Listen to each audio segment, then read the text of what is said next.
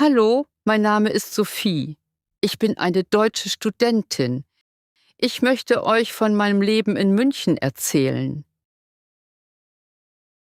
Ich möchte meine Reise mit euch teilen und wie ich gelernt habe, auf natürliche Weise Deutsch zu sprechen.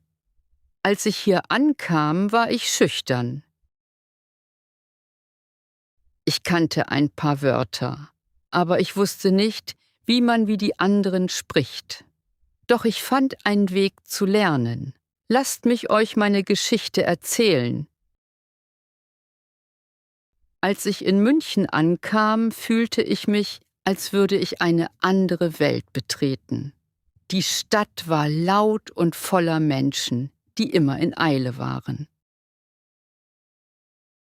Ich hatte München in Filmen gesehen, aber plötzlich stand ich mitten auf einer belebten Straße mit hupenden Autos und Menschen, die Deutsch sprachen. Es war beeindruckend. Ich hielt meine Tasche fest und fühlte mich klein zwischen den hohen Gebäuden. Ich hatte lange davon geträumt, hierher zu kommen, aber jetzt, wo ich hier war, fühlte ich mich verloren. Ich hatte Deutsch in meinem Heimatland gelernt, aber es war nicht dasselbe wie hier. In der Schule lernte ich Grammatikregeln und Vokabellisten. Ich konnte Sätze schreiben und Prüfungen bestehen, aber Sprechen war etwas anderes. Als ich die Menschen um mich herum reden hörte, hatte ich Schwierigkeiten, sie zu verstehen. Sie sprachen schnell mit verschiedenen Akzenten und benutzten Ausdrücke, die ich noch nie in meinen Lehrbüchern gesehen hatte. Selbst wenn ich die Wörter erkannte, verstand ich ihre Bedeutung nicht immer. Es war, als würden alle eine geheime Sprache sprechen, zu der ich nicht gehörte. Ich zog in eine kleine Wohnung, die ich mit einer anderen Studentin namens Clara teilte. Sie kam aus Spanien und sprach ein wenig Deutsch, aber nicht fließend. Wir hatten dasselbe Problem.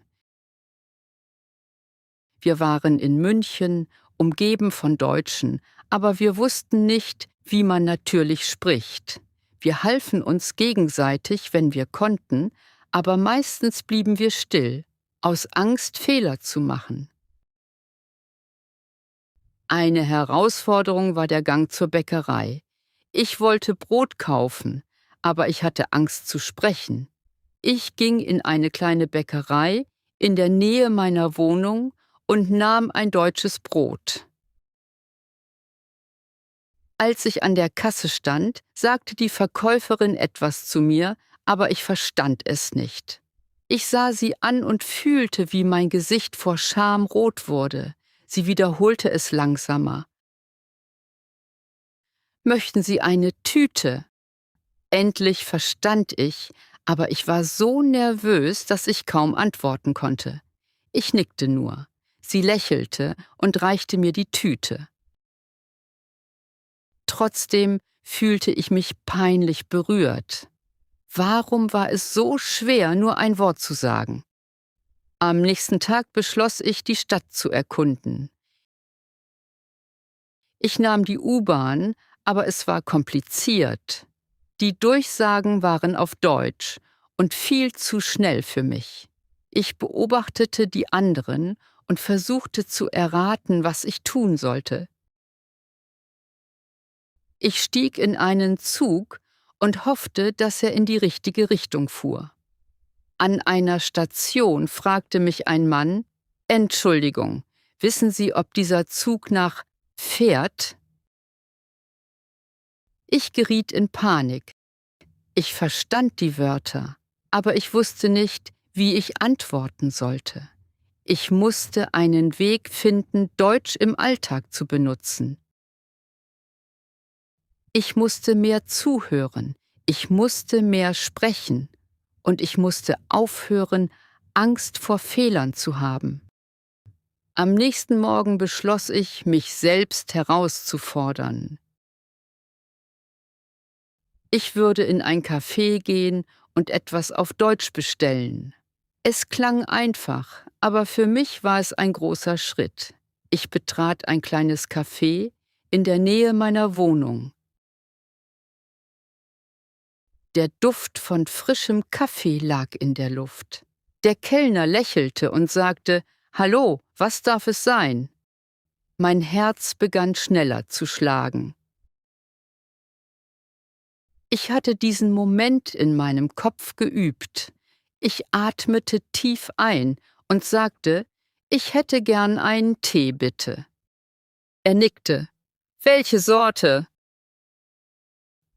Darauf war ich nicht vorbereitet. Mein Kopf war plötzlich leer.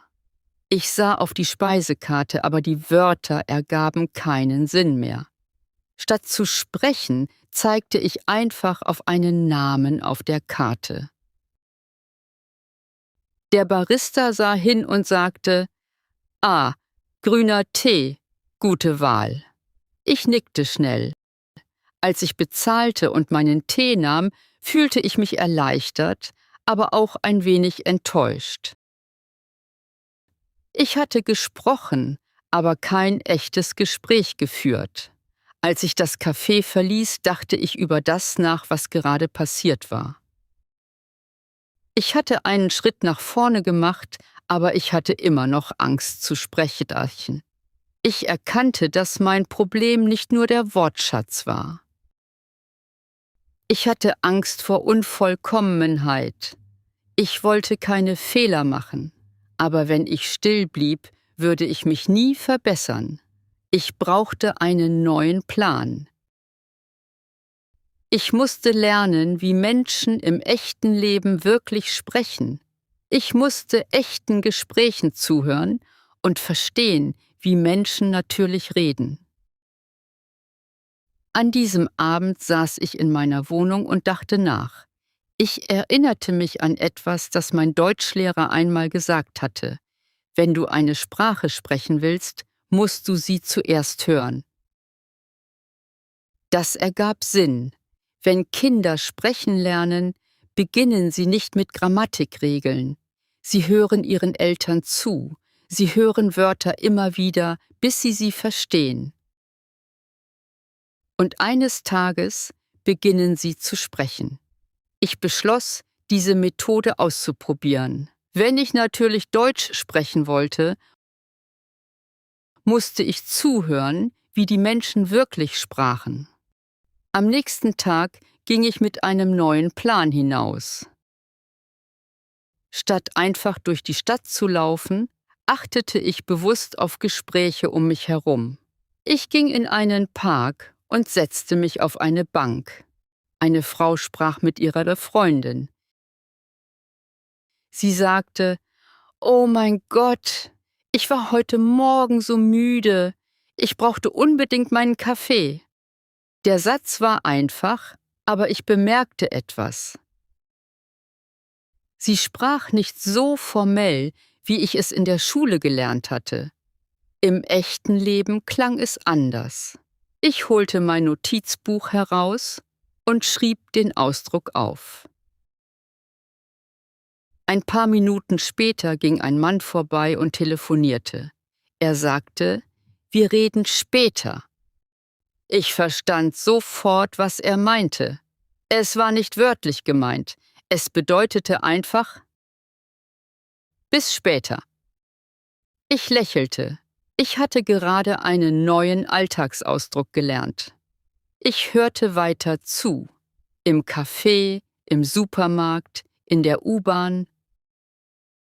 Überall benutzten die Menschen einfache Wörter, aber anders als im Schulbuch. Ich schrieb jeden neuen Ausdruck auf, den ich hörte. Mein Notizbuch füllte sich langsam. Nach ein paar Tagen Zuhören beschloss ich, den nächsten Schritt zu machen. Ich musste anfangen, diese Ausdrücke selbst zu benutzen. Meine erste Gelegenheit kam im Supermarkt. Ich stand an der Kasse, als die Kassiererin mich begrüßte. »Hallo, wie geht's?« Normalerweise hätte ich geantwortet: »Mir geht es gut, danke«, weil ich das in der Schule gelernt hatte. Aber hier sprach niemand so formell. Ich wollte natürlicher klingen. Also lächelte ich und antwortete lockerer. Ich hatte vorbereitet, was ich sagen wollte. Ich hätte gern ein Schinkenbrötchen, bitte. Ich war bereit. Doch dann passierte etwas Unerwartetes. Die Kassiererin fragte mich, ob ich Weißbrot oder Vollkornbrot wolle. Ich erstarrte. Sie bemerkte mein Zögern und zeigte auf das Brot. Weißbrot oder Vollkorn? Ah, sie fragte, welche Brotsorte ich wollte. Ich lächelte und antwortete, Vollkorn, bitte. Dieser Moment lehrte mich etwas Wichtiges. Ich verstand nicht alles, aber das war in Ordnung. Wenn ich etwas nicht wusste, erklärten es mir die Menschen. Ich musste nicht perfekt sein. Danach gewann ich mehr Selbstvertrauen. Ich begann, kleine Fragen zu stellen. In einem Kleidungsgeschäft fragte ich, haben Sie das in einer kleineren Größe? Im Café fragte ich, was ist hier am beliebtesten? Am Anfang waren meine Sätze nicht perfekt. Manchmal vergaß ich Wörter. Aber je mehr ich sprach, desto einfacher wurde es. Einer meiner Lieblingsmomente passierte in einer Buchhandlung. Ich sah mir ein Buch an, als eine Frau neben mir sagte, das ist ein tolles Buch, das solltest du lesen. Ich lächelte und antwortete, ach wirklich? Worum geht es? Sie erklärte es mir und ich hörte aufmerksam zu. Als sie fertig war, sagte ich, danke, ich schaue es mir an. Sie lächelte und sagte, kein Problem, einen schönen Tag noch. Nachdem sie gegangen war, wurde mir etwas klar. Ich hatte gerade ein echtes Gespräch mit einer fremden Person geführt. Kein Skript, keine Vorbereitung. Einfach natürliches Deutsch. Ich war überglücklich. Jeden Tag lernte ich ein bisschen mehr. Ich hörte zu. Ich benutzte neue Wörter. Ich stellte Fragen. Schritt für Schritt wurde Deutsch weniger ein Schulfach und mehr ein Teil meines Lebens. Ich verstand etwas Wesentliches. Der beste Weg, Deutsch zu lernen, ist nicht nur durch Bücher, sondern durch echte Gespräche. Eines Abends saß ich mit Clara in unserer Wohnung. Sie fragte mich, wie war dein Tag? Ohne nachzudenken, antwortete ich ganz natürlich. Sie sah mich überrascht an. Sophie, du sprichst so natürlich. Du hast gar nicht nachgedacht. Du wirst immer besser. Sie hatte recht. Ich lernte nicht mehr nur Wörter auswendig. Ich lebte auf Deutsch. Und da wusste ich, dass ich auf dem richtigen Weg war. Nachdem mir klar geworden war, dass echte Gespräche der beste Weg sind, Deutsch zu lernen, war ich begeistert. Ich sah Deutsch nicht mehr als etwas Schwieriges. Im Gegenteil, ich sah es als eine Möglichkeit, mit Menschen in Kontakt zu treten. Aber es gab noch ein Problem. Ich lernte neue Wörter und sprach mehr, aber meistens mit Fremden, in einfachen Situationen wie in Geschäften oder Cafés. Diese Gespräche waren kurz. Ich wollte länger sprechen. Ich wollte tiefere Gespräche führen. Ich wollte Freundschaften schließen. Doch der Gedanke machte mir Angst. Ein paar Sekunden in einer Bäckerei zu sprechen, war das eine. Lange mit jemandem zu sprechen war etwas anderes. Was, wenn ich zu viele Fehler machte? Was, wenn die Leute mich langweilig fanden? Was, wenn ich sie nicht verstand? Die Angst kam zurück. Eines Abends saß ich in unserer Wohnung und dachte über all das nach. Clara schaute auf ihr Handy und sagte plötzlich, Hey Sophie, morgen gibt es einen Sprachaustausch in der Bibliothek. Willst du mitgehen? Zuerst wollte ich Nein sagen. Neue Leute treffen bedeutete, mehr Deutsch zu sprechen und mehr Fehler zu machen. Aber ich erinnerte mich an mein Versprechen, keine Angst mehr zu haben. Ich war nach München gekommen, um genau das zu lernen. Ich atmete tief durch und sagte, ja, lass uns gehen. Am nächsten Abend kamen Clara und ich in der Bibliothek an. Die Veranstaltung war für ausländische Studierende, die Deutsch lernten. Der Raum war voller Menschen, die laut sprachen, lachten und Witze machten. Andere wie ich standen eher am Rand und wirkten nervös. Eine Frau mit einem großen Lächeln kam auf uns zu. Willkommen, ich heiße Camille. Wie heißt du? Clara antwortete schnell. Ich zögerte. Warum war mein eigener Name plötzlich so schwer? Schließlich sagte ich heiße Sophie. Camille lächelte. Freut mich, Sophie. Woher kommst du? Mein Herz begann schneller zu schlagen. Ich hatte diese Frage schon oft beantwortet, aber plötzlich war mein Kopf leer. Ich atmete tief ein und sagte, ich komme aus Italien. Die Wörter kamen langsam, aber sie kamen. Sie nickte. Italien ist wunderbar. Es ist wunderschön. Ich lächelte und fühlte mich etwas entspannter. Sie stellte uns einer Gruppe von Studierenden vor. Einer von ihnen, ein großer Junge mit Brille, sagte, Hallo Sophie, ich bin Lukas. Ist es dein erstes Mal hier? Ich nickte. Ja, das erste Mal. Lukas lächelte ruhig. Keine Sorge, wir waren am Anfang alle nervös. Vielleicht war ich nicht die Einzige, die Angst hatte. Im Laufe des Abends hörte ich mehr zu, als ich sprach. Ich beobachtete, wie die Leute redeten. Sie benutzten nicht immer perfekte Grammatik. Sie machten Fehler, lachten darüber und redeten weiter. Ich verstand etwas Wichtiges. Es war den Menschen egal, ob mein Deutsch perfekt war. Sie wollten einfach nur reden. Irgendwann fragte mich Lukas, also Sophie, was machst du gern? Ich zögerte, ich kannte die Wörter, aber mein Kopf fühlte sich langsam an. Sollte ich es besonders korrekt formulieren? War das wichtig? Dann erinnerte ich mich, es war nicht wichtig. Also sagte ich lese gern Bücher. Er nickte. Super. Welche Art von Büchern?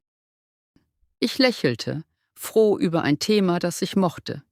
Ich mag Krimis. Wir redeten weiter. Ich machte ein paar Fehler, aber niemand lachte.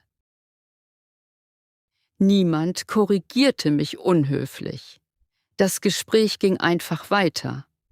An diesem Abend veränderte sich etwas in mir. Ich erkannte, dass ich nicht perfekt sein musste.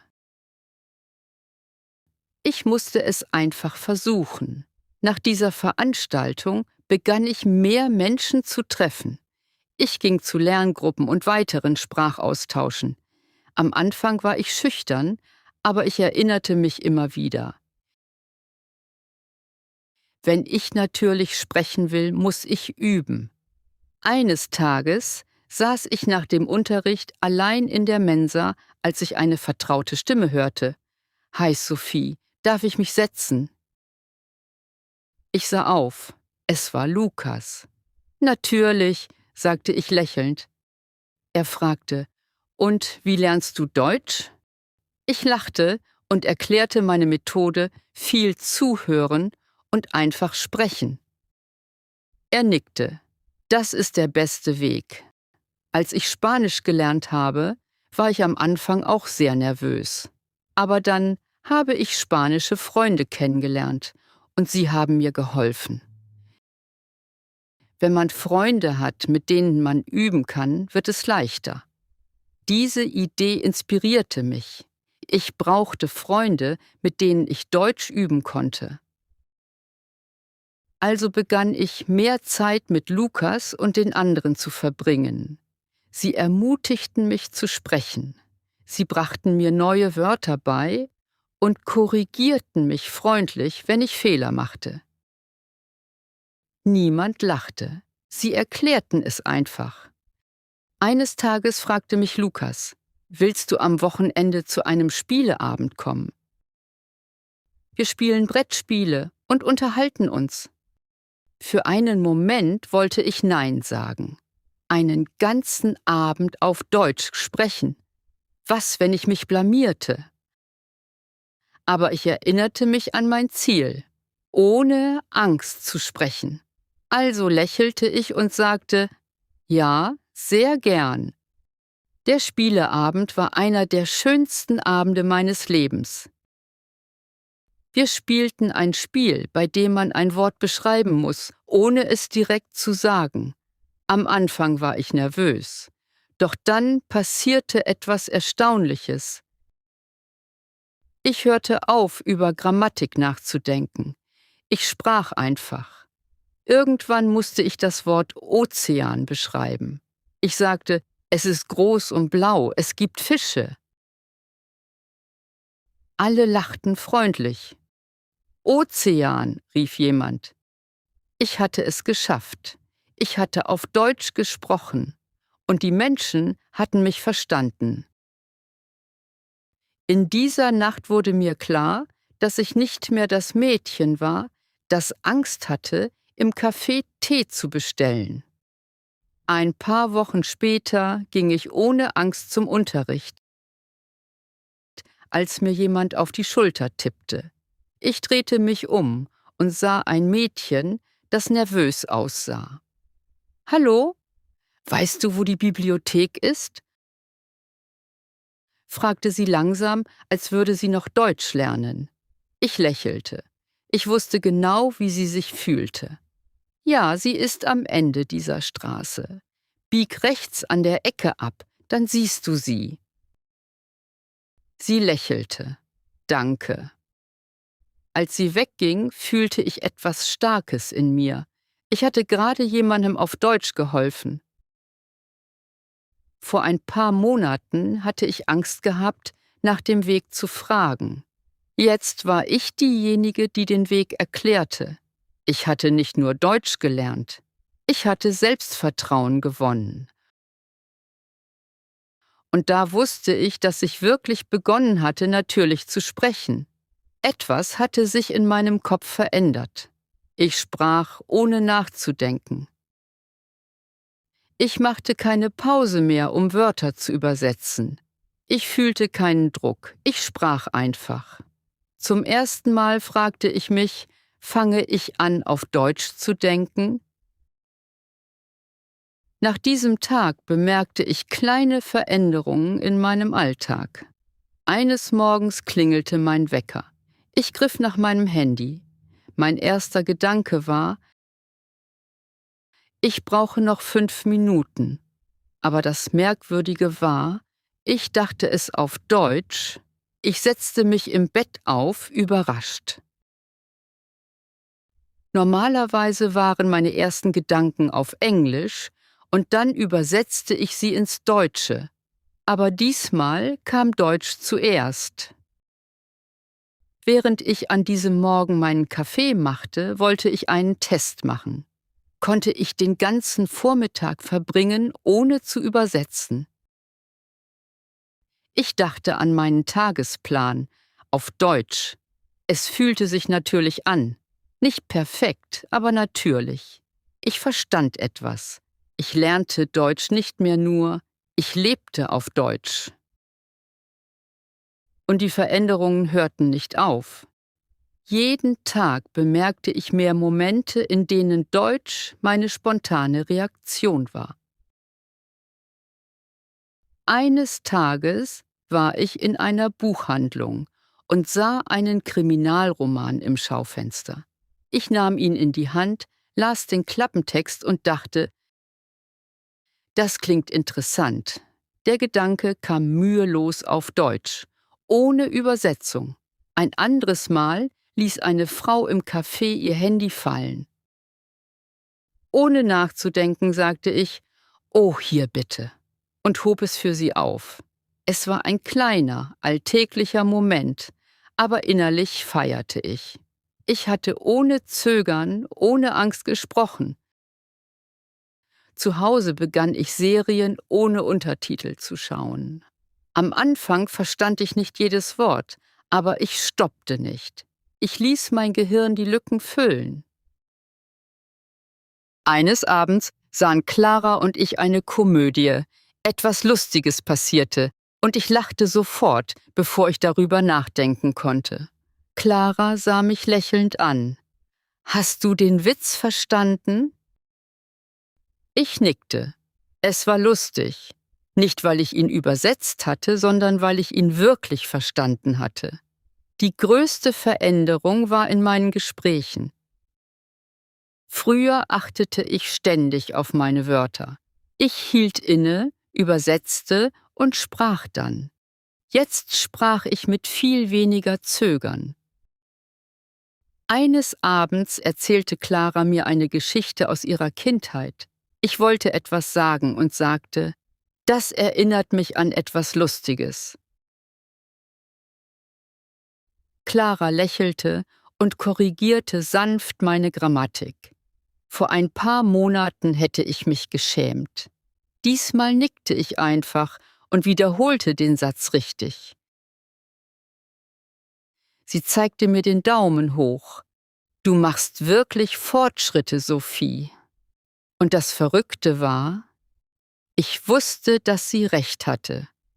Der größte Schock kam eines Nachts, als ich träumte. In meinem Traum ging ich durch die Straßen von München. Ich hielt an einem Café an und bestellte einen Kaffee. Der Kellner stellte mir eine Frage, ich antwortete. Wir redeten und lachten. Als ich aufwachte, wurde mir etwas Unglaubliches klar. Der ganze Traum war auf Deutsch gewesen, nicht auf Englisch, nicht gemischt, nur Deutsch. Ich saß lange da und dachte darüber nach. Ich lernte Deutsch nicht mehr nur, mein Geist hatte es als Teil meines Lebens akzeptiert. Danach hörte ich auf, Deutsch als etwas Fremdes zu sehen. Es war nicht mehr nur ein Fach, es war ein Teil von mir geworden. Eines Tages saß ich in einem Park und las, als meine Mutter anrief. Ich antwortete auf Englisch, aber während ich sprach, hatte ich Schwierigkeiten, einige Wörter auf Englisch zu finden. Ich lachte. Deutsch war so natürlich geworden, dass ich jetzt nachdenken musste, bevor ich meine eigene Sprache sprach. Meine Mutter lachte auch. Sophie, du bist wirklich deutsch geworden. Vielleicht hatte sie recht. Ich saß in einem Park in München, sprach jeden Tag Deutsch, dachte auf Deutsch, träumte auf Deutsch. Ich fühlte mich zu Hause. An dem Tag, an dem ich erkannte, dass Deutsch ein Teil meines Lebens war, änderte sich alles. Ich hatte keine Angst mehr zu sprechen. Ich zweifelte nicht mehr an mir. Ich fühlte mich nicht mehr blockiert, wenn jemand schnell sprach. Vor allem aber fühlte ich mich selbst, auf Deutsch. Eines Morgens ging ich in mein Lieblingscafé. Dasselbe Café, in dem ich Monate zuvor nervös gewesen war, als ich »einen Kaffee bitte« sagte. Diesmal ging ich lächelnd zur Theke. »Hallo, kann ich bitte einen Latte haben?« Der Barista nickte. »Natürlich, das macht 5,50 €. Ich bezahlte, nahm mein Kittert meinen Kaffee und setzte mich. Es war eine ganz einfache Interaktion, nur ein paar Worte. Aber als ich dort saß, wurde mir etwas klar. Ich hatte meinen Satz nicht im Kopf vorbereitet. Ich hatte ihn nicht übersetzt. Ich hatte mir keine Sorgen um perfekte Grammatik gemacht. Ich hatte einfach gesprochen. Es war natürlich. Und es fühlte sich unglaublich an. Vielen Dank, dass Sie bei Like German dabei sind. Vergessen Sie nicht, uns zu liken, zu abonnieren und weiterhin durch Geschichten zu lernen.